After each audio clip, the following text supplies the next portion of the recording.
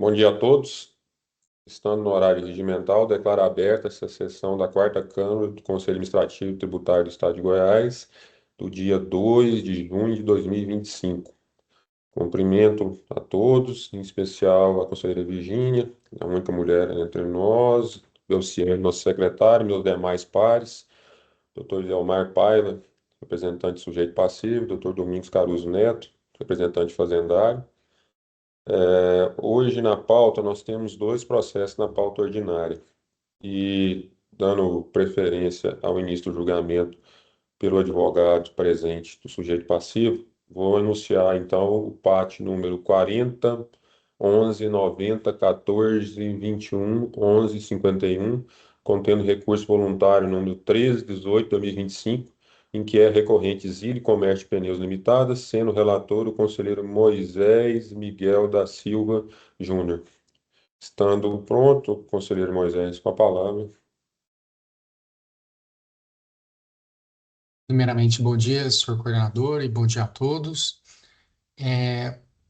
Vou fazer uma breve síntese do que se trata o lançamento. É uma auditoria específica de mercadorias, no caso aqui, mercadorias sujeitas à substituição tributária, mais especificamente pneus, né, e ocorreu aqui a omissão de entrada, isso no exercício de 2017. No lançamento são apontados os dispositivos legais infringidos, como também a penalidade proposta. Para a instrução do feito, são juntados diversos documentos, né, anexo estruturado, auditoria específica de mercadoria, estoques iniciais, estoques finais, estoque inicial e final, relação de entradas, relações de saídas, recibo de entrega de relatórios digitais, ordem de serviço e um CD contendo esses arquivos.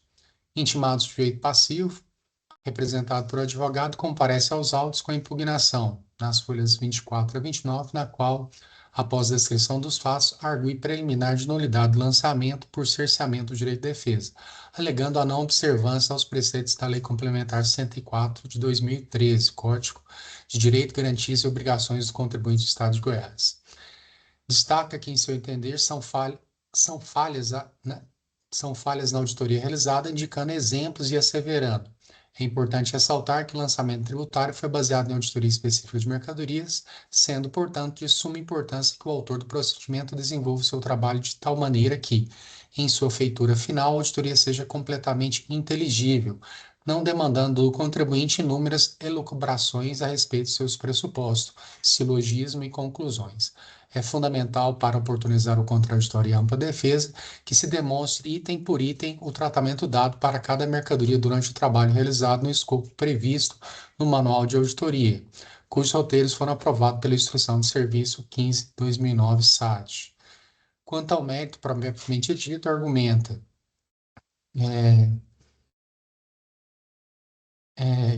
entre aspas, né? Ilustre julgador, a impugnante reúne condições e enfrentaria o mérito com sereno destemor. Contudo, para que pudesse desenvolver tal atividade, é necessário que se faz a auditoria estivesse claramente inteligível e que o processo administrativo viesse instruído na forma preconizada pela lei. Da forma que se encontra, não há paridade de armas para que se exerça a ampla defesa, com o horário constitucional básico da relação processual. Complementa suas razões, colacionando aos autos o artigo 485 do Código de Processo Civil. Sobreveio a sentença 9659 de 2020, JUP, o julgador singular rejeitou a preliminar de nulidade do auto de infração por cerceamento de direito de defesa, fundamentando sua decisão nos seguintes pontos. E aqui eu trago 5 pontos, e eu trato aqui item a item, né, em relação às questões trazidas, né, na impugnação. O primeiro, né, contra as alegações de dificuldade ao contraditório. O julgador consignou que o argumento não se confirma, registrando que, em análise da auditoria, verificou-se que as situações apresentadas como exemplos referiam-se a agrupamentos de mercadorias com características idênticas, cujo somatório e a conclusão encontravam-se destacados no indicativo. Ele até colocou aqui, né, se a gente olhar a conclusão da auditoria, tem um sinalzinho de mais, que é justamente a linha final, onde tem os somatórios, né, das entradas, das saídas, né, e dos estoques iniciais e finais do resultado. Quanto aos quantitativos contestados, destacou que o sujeito passivo não apresentou nenhum elemento e ou dado contraditando os valores apurados. Quanto à aplicação da Lei Complementar 104, O julgador fundamentou que, segundo a exegese do artigo 195 do CTN, não tem aplicação de disposições legais excludentes ou limitativas do direito de fiscalizar. Considerou que, sendo o CTN uma norma complementar federal, que exige regras de tributação, tem prevalência sobre a Lei Complementar 104, que regula apenas direitos e deveres do contribuinte com limitação jurídica frente ao CTN e ao CTE. Quanto à competência administrativa, ele transcreve o artigo 142 do CTN, e também quanto aos requisitos formais, o julgador confirmou que no feito foram atendidos os requisitos tanto do artigo 8º e 20 da Lei 16.469 e o artigo 142 do CTN, inexistindo as suscitadas nulidades. No mérito, o julgador singular consignou que permanecia intocado o trabalho fiscal, vez que, não obstante o razoado contido na impugnação, faticamente nada foi apresentado pelo sujeito passivo no sentido de apontar falhas ou erros no trabalho fiscal, inviabilizando, inclusive, a conversão do julgamento em procedimento revisional, ante a inexistência de elementos concretos capazes de alterar o trabalho original. Destacou que o auto de infração possui conexão fática corretamente alinhavada com a descrição dos fatos, justamente com os documentos e mídias CD juntados, demonstrando que o agente autuante primou em destacar a motivação da lavratura. Registrou que a auditoria específica de mercadorias analisa de forma quantitativa o fluxo de entradas e saídas em um determinado período, considerando os estoques inicial e final e aplicando aquela famosa fórmula, estoque inicial mais entradas tem que ser igual ao estoque final mais as saídas, permitindo conferir com exatidão o fluxo de mercadorias e apontar com segurança a entrada ou a saída sem documentação fiscal. Por fim, o julgador rejeitou a preliminar de nulidade do lançamento por cerceamento de direito de defesa e, no mérito, conheceu da impugnação e negou-lhe provimento e julgou procedente o lançamento, condenando o sujeito passivo ao pagamento do crédito tributário exigido na inicial, acrescidas das demais combinações legais. Intimado o sujeito passivo em 8/2/2021, folha 48, apresentou o recurso voluntário. Reiterou a preliminar de nulidade por cerceamento ao direito de defesa, discordando expressamente da fundamentação do julgador singular. Sustentou que foram apresentados na impugnação exemplos específicos de dados do levantamento que suscitaram dúvidas. E aqui eu até transcrevo do recurso. Ele traz dois exemplos, referente ao código 634435, pneu 750R16, e também ele traz um outro exemplo aqui, o relativo ao código 250257, pneu 1100R22, Aí ele alega aqui, constando 13 linhas com descrições semelhantes, igualmente sem indicação sobre a conclusão do balanceamento. O recorrente consignou que o julgador singular não se referia especificamente aos pontos indicados, limitando-se a afirmar que as situações se referiam a agrupamentos de mercadorias com características idênticas. Contestou tal fundamentação, asseverando que as mercadorias são pneus, com especificidades e características totalmente diferentes, tamanho, rodagem, destinação para caminhões, carretas, automóveis de luxo, SUV, etc., o que impossibilitaria o tratamento por mero agrupamento. O recorrente esclareceu que o que efetivamente ocorreu foi um lapso cometido pelo contabilista anteriormente contratado pela empresa, que inadvertidamente, sem razão aparente, não apresentou o inventário no primeiro ano de atividade da empresa. Sustentou que os inventários dos anos subsequentes deixaram de ser entregues por incapacidade profissional do antigo contador, sendo cabível, nesses casos, a aplicação da multa formal e não material. Ele argumenta também que a empresa é franqueada das sociedades Michelin, duas sociedades ele traz aqui, e como prova de suas alegações, o recorrente anexou o DOC 5, relação de todas as entradas de pneus no período fiscalizado, e DOC 6, relação de todas as saídas de mercadorias. O recorrente pediu acatamento da preliminar de nulidade por cerceamento de direito de defesa e, não sendo acatada, que fosse determinada a revisão fiscal dos lançamentos, tendo em vista que não ocorreu a omissão de pagamento do ICMS-ST na saída das mercadorias do período fiscalizado.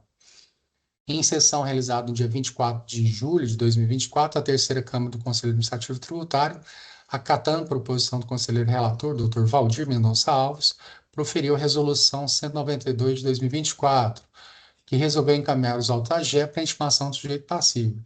E aqui para apresentar uma relação de documentos, Primeiro, a correlação das entradas e saídas com as notas fiscais correspondentes, conforme contido tanto no documento 5 quanto no documento 6, objetivando o entendimento de que se estava sendo arguido um recurso voluntário.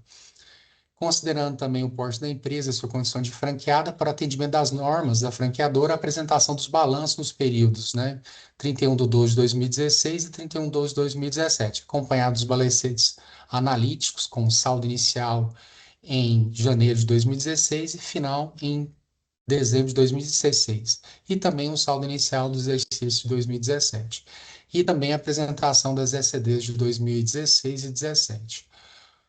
O sujeito passivo juntou a impressão do livro-razão, né, dos exercícios de 2017 e 2018, a impressão dos balancetes analíticos de 2016 e 2017, com a DRE, e também a impressão do balanço patrimonial da SCD. Em síntese, senhor coordenador, é o relatório. Obrigado, conselheiro Moisés.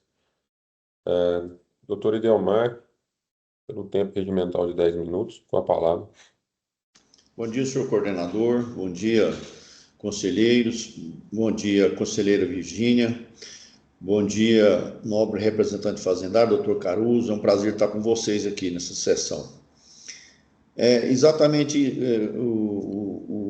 como foi arrazoado no recurso voluntário, a defesa entende o seguinte, que pode ter ocorrido, talvez, alguma imperfeição na elaboração de inventários, ou mesmo na emissão de eventuais notas fiscais, mas a empresa não teria razão para adquirir pneumáticos e correlatos de uma forma geral, porque são mercadorias que são sujeitas à substituição tributária, e esse CMS já é recolhido antecipadamente pelas empresas fornecedoras, que é a Sociedade Michelin de Participações, Indústria e Comércio Limitada, e a Michelin Espírito Santo, Comércio, Importação e Exportação Limitada também.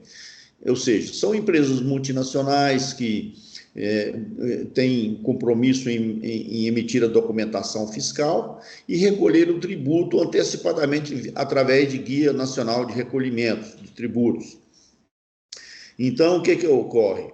Nós entendemos que o que as resoluções posteriores ao recurso voluntário foram sendo editadas, a defesa fez uma conexão com o setor contábil da empresa e financeiro, no sentido de atender às resoluções, de passar essas informações no sentido de que propiciasse ao auditor uma revisão fiscal no próprio levantamento.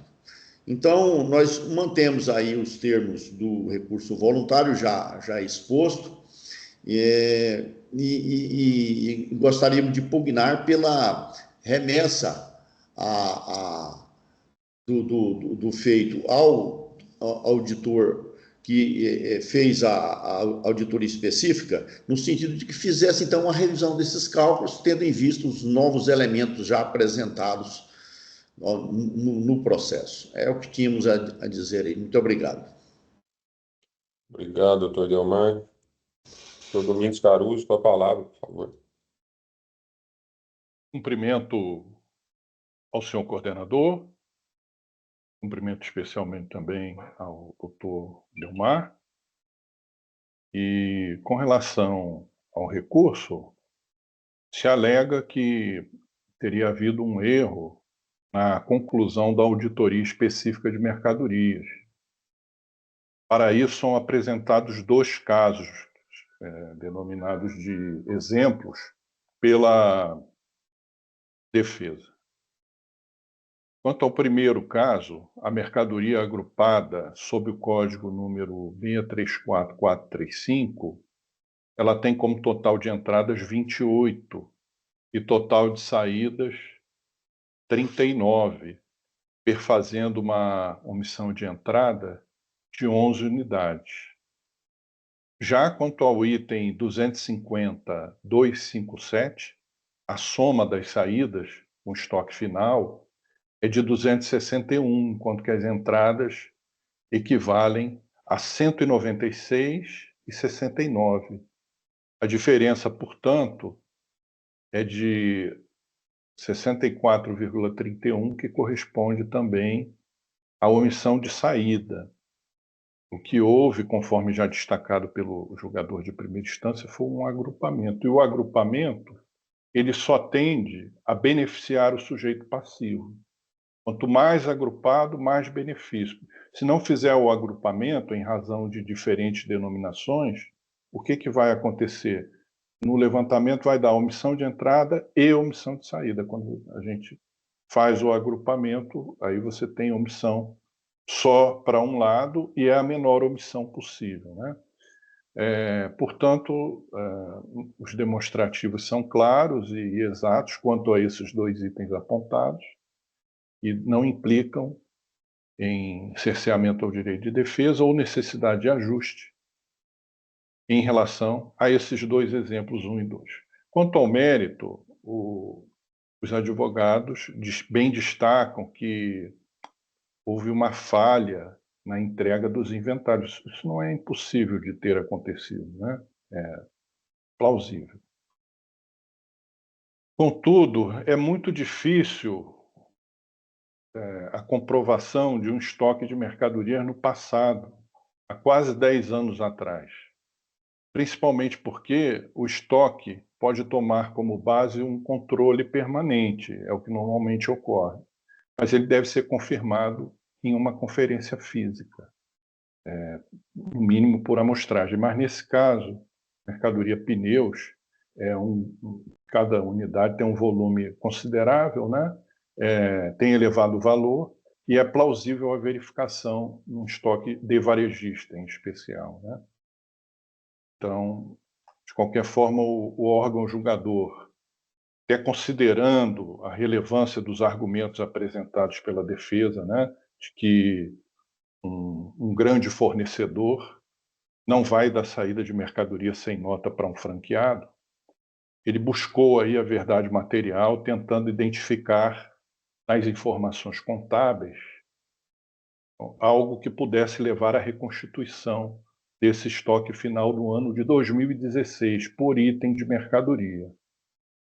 Essa confirmação, a reconstituição desse estoque, ao nosso ver, com base nos lançamentos contábeis que foram apresentados nos livros, no balanço patrimonial, ela não tem o condão de justificar uma reconstituição de estoque. Não é possível, ao nosso ver, fazer dessa forma. Então, o objetivo da resolução cameral não foi atingido.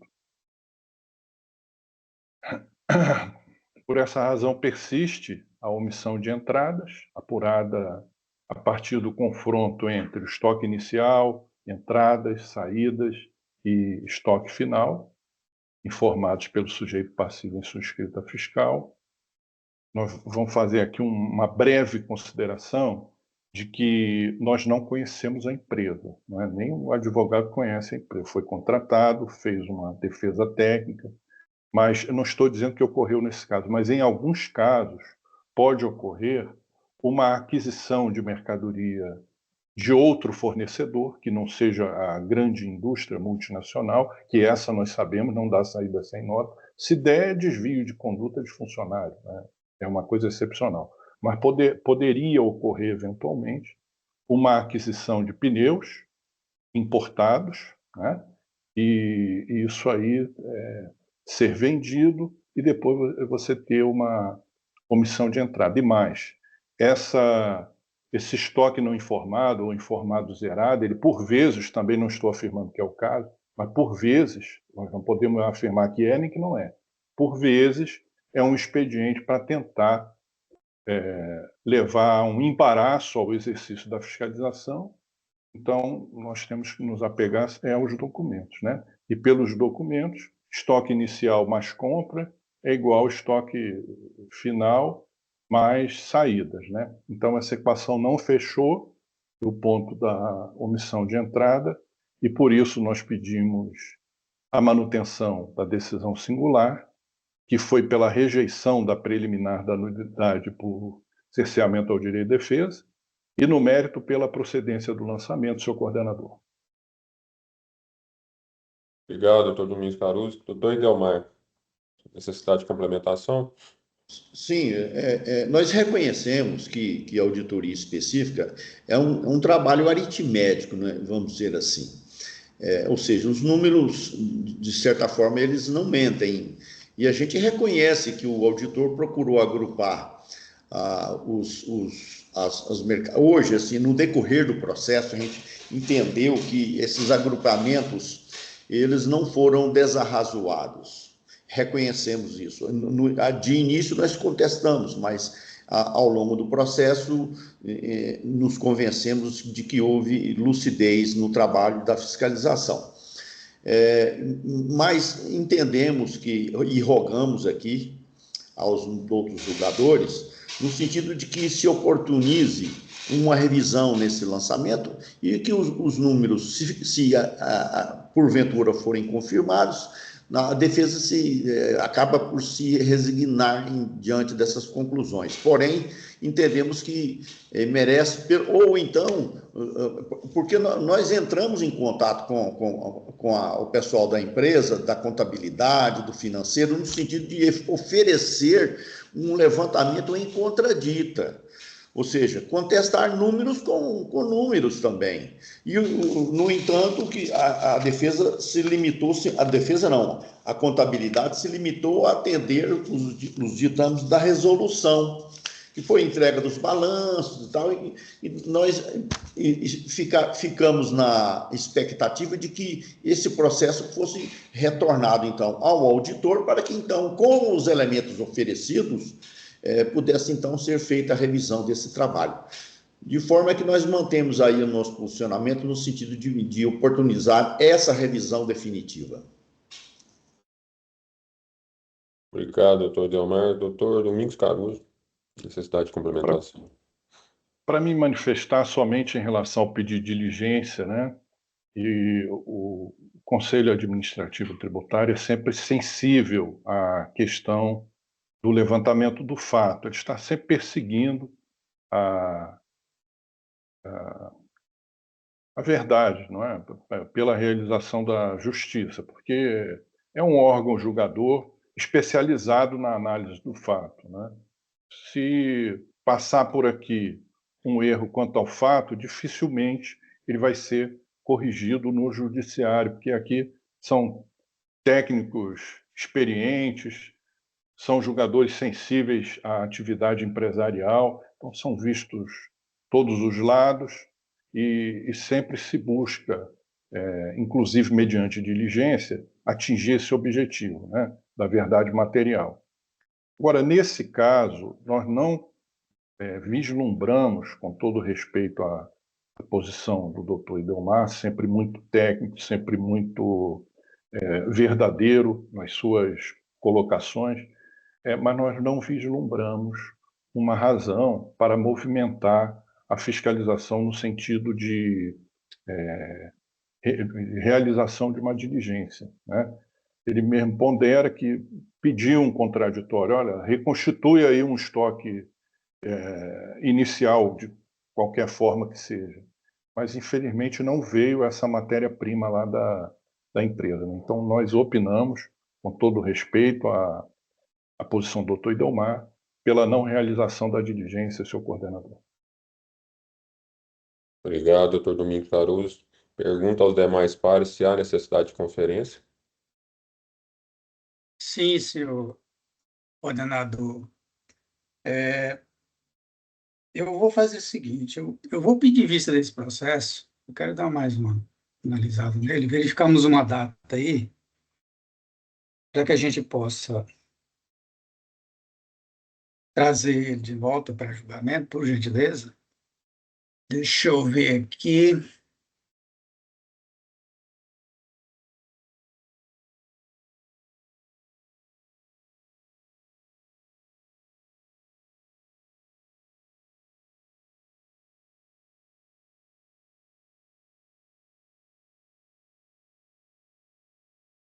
Só um minutinho, deixa eu só dar uma olhada nos retornos aqui.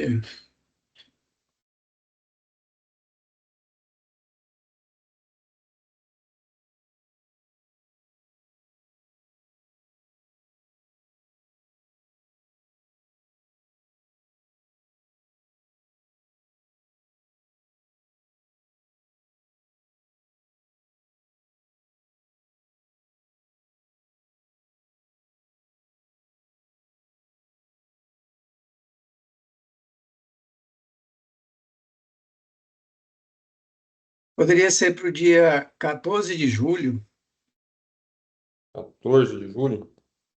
né? Se as partes concordarem. Tá. Doutor Moisés, eu vou pedir de vista também. Para mim, tranquilo a data do retorno. Para mim também, para a defesa também. Não temos objeção à data de 14 de julho para retorno. Ok. Então, ante ao pedido de vista formulado pelo conselheiro Nilson de Castro Marinho, fica determinada a nova data de julgamento sobre estados feitos para dia 14/7/2025. Obrigado, doutor Idelmar. Muito obrigado, bom trabalho a todos. Obrigado. Domingo, no próximo da pauta, o senhor também está como representante fazendário, né? Atuo. Obrigado. Eu vou anunciar, então, o PAT 40, 11, 90, 16, 22, 726, contendo recurso voluntário número 1317 de 2025, em que é recorrente Odemir Moreira de Mello, sendo relatora a conselheira Virgínia Pereira de Menezes Santos. Com a palavra, conselheiro.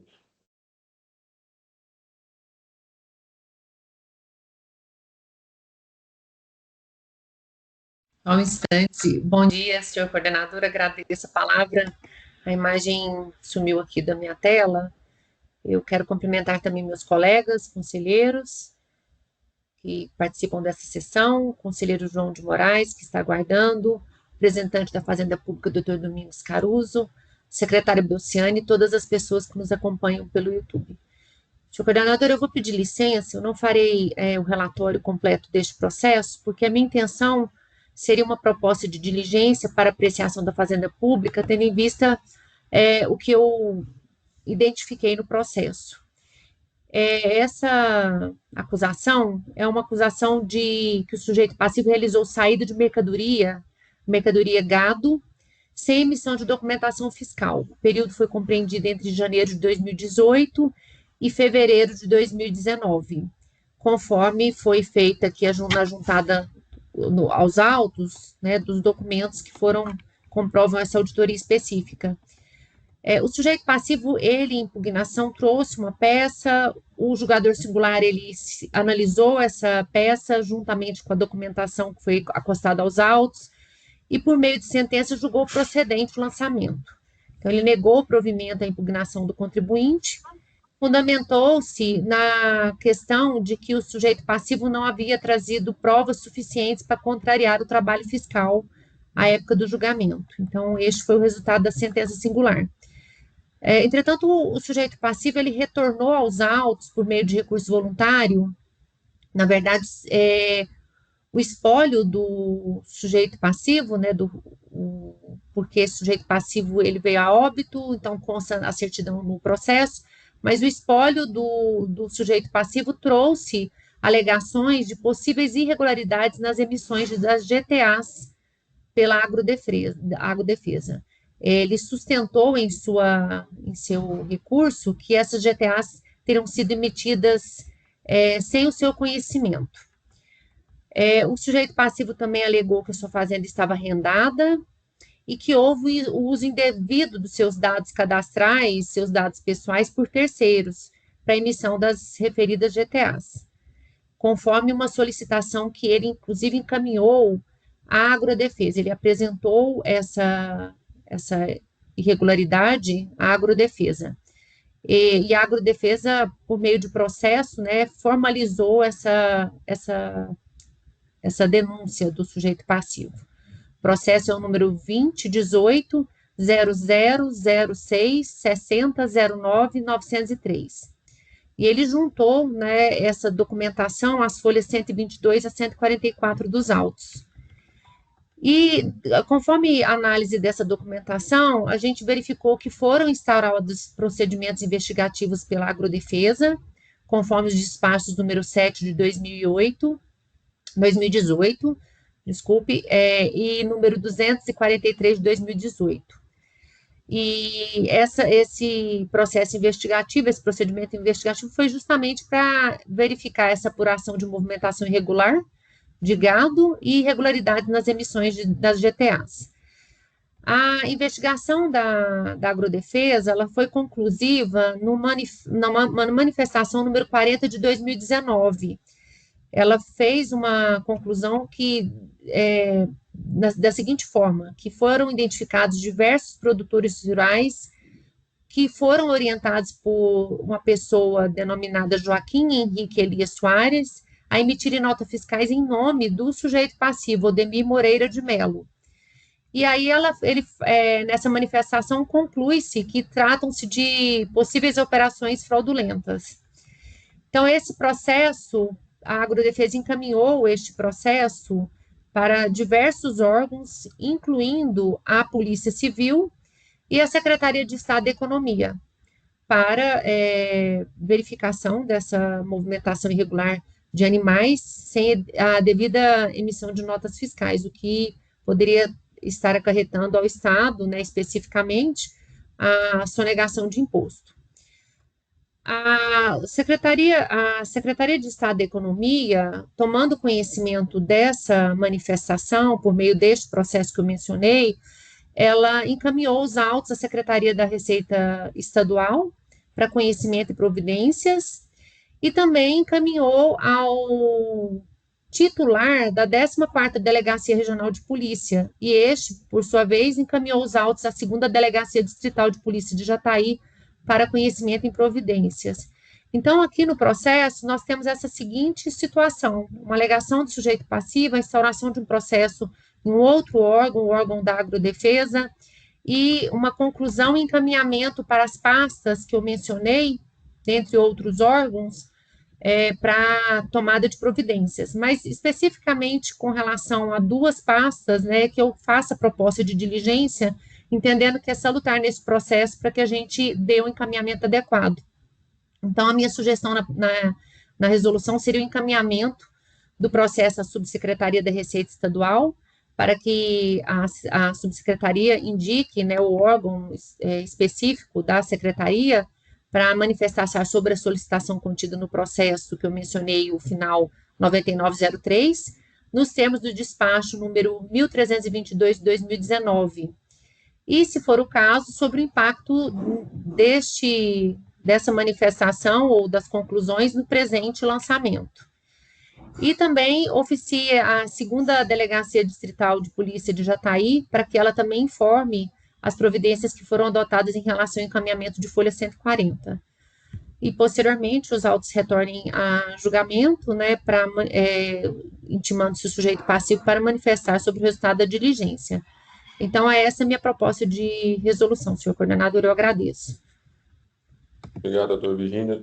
Em caso de aprovação, eu posso considerar lida e aprovada? Senhor coordenador, eu gostaria de ouvir o representante da Fazenda Pública, porque caso haja algum acréscimo, né, uma sugestão, e também os demais conselheiros, eu farei nessa proposta e aprovarei posteriormente. Obrigado, doutor. Doutor Domingos Caruso. Pois não.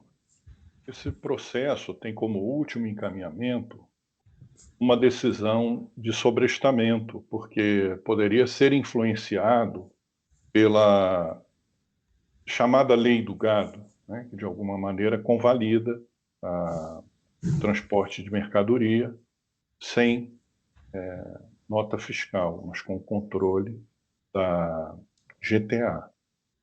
Só que, na verdade, por obra do copiar e colar, lá em notas explicativas, o autuante fez uma referência à consideração das fichas da Agrodefesa, né? Só que quando você vai olhar o lançamento, não foi considerado nenhuma ficha de Agrodefesa, só movimentação de mercadoria com a emissão de nota fiscal. Então, o primeiro ponto é que houve um equívoco houve um equívoco anterior do órgão julgador, ocasionado por um equívoco também da fiscalização, né? Mas não há dúvida de que no lançamento só se fala de mercadoria com nota fiscal. Isso aí nós podemos constatar lá as folhas 53, você está autuando 954 cabeças. E as folhas 12, você tem a relação de toda a movimentação de entrada exatamente de 954 cabeças. Então, não há razão para sobrestar em razão da lei do gado. Ponto 1. Ponto número 2, nós entendemos que assiste razão a conselheira relatora, porque, na verdade, houve uma verificação prévia lá no âmbito da que é o famoso movimentação prévia lá pela agrodefesa mesmo, que se chama, salvo melhor juízo. E então essa Agência Goiana da Defesa Agropecuária, e então esse encaminhamento eles concluíram nessa investigação que levaram a cabo pelo quê? Por indícios de fraude, que eles não têm competência para declarar fraude, né? Mas verificaram os indícios da existência disso aí. E como existem consequências tributárias dessa questão, tanto é que a consequência aí está, esse auto de infração que os senhores estão analisando. Eles enviaram um expediente para a Secretaria de Economia, que foi reencaminhado, conforme relatado pela conselheira Virgínia, para a Subsecretaria da Receita, e outro expediente foi para a Delegacia de Polícia. Que aí sim, lá vai ser, ou deve ter sido instaurado um inquérito, se deve ter chegado, ou se pode ter chegado a uma ação penal e, eventualmente, a declaração de fraude pelo Poder Judiciário, que tem competência para tal, e atingidos aí os eventuais responsáveis pela utilização indevida da inscrição estadual do contribuinte que foi autuado. Essa tese dele é plausível, de utilização da inscrição indevidamente, é plausível. Mas como tem essas provocações desde 2019, ambos os encaminhamentos são de 2019. Então, é muito provável que haja conclusão já dessas investigações levadas a cabo tanto na Secretaria de Economia, pela Subsecretaria da Receita, como pela Delegacia de Polícia de Jataí, lá no âmbito da Polícia Judiciária e depois pelo Poder Judiciário. Então, entendo que seria muito conveniente para o órgão julgador ter o resultado desses trabalhos aí, de investigação que foram feitos nos órgãos mencionados. Por essa razão, nós opinamos pelo acolhimento da proposta da relatora, senhor coordenador. Obrigado, doutor Domingos. Indago aos demais partes se há necessidade de conferência. Doutora Virgínia, se quiser complementar algo também. Senhor coordenador, eu mantenho o entendimento de aprovação posterior. Eu vou fazer alguns acréscimos pertinentes com relação à fala do representante, doutor Domingos Caruso. De fato, eu não mencionei a questão da resolução de sobrestamento, porque eu farei posteriormente, né, mas também com o entendimento de que o sobrestamento foi equivocado, mas que agora a gente está dando um direcionamento no processo, no sentido de trazer essas informações que são muito pertinentes aqui para o julgamento. Então, só mesmo para manter a aprovação posterior da resolução. Agradeço. E, doutora Virgínia, a gente poderia submeter à próxima sessão? Qual sessão seria? Não, aí eu tenho um prazo, né, na lei processual, acredito, de 7 dias, então a gente faz nesse prazo. Está dentro do prazo da lei processual. Isso. Ok. Doutor Nilson, sobre a questão da proposta e para ser aprovada daqui pelo prazo regimental de 7 dias. Primeiramente, eu acabei me esquecendo de cumprimentá-los, eu cumprimento a todos na pessoa do seu coordenador, especialmente o conselheiro, o representante doutor Caruso, e as demais pessoas que nos assistem pelo YouTube, eu estou de acordo com a proposta de resolução da doutora Virgínia, uma vez que esse processo, de fato, tem a necessidade de reunir essa documentação, para que no futuro, mesmo que a gente venha sobrestá-lo, essa documentação já passe a fazer parte do processo para futuro julgamento. Doutor Moisés, Também estou de acordo. Muito obrigado, doutor Rafael. doutor Miceli, Estou de acordo. O processo não poderia prosseguir. Tem um julgamento hoje finalizante, sem que fosse esclarecido exatamente o que a doutora Virgínia trouxe na sua resolução. Muito obrigado. ante ao julgamento, né, determino a quarta Câmara do Conselho Administrativo e Tributário do Estado de Goiás, defere o pedido de sobrestamento para julgamento a apresentação da resolução de diligência dentro do prazo regimental pela conselheira relator, aprovado esse pedido por unanimidade dos conselheiros. Não havendo mais nenhum processo na pauta, sei que nós podemos encerrar.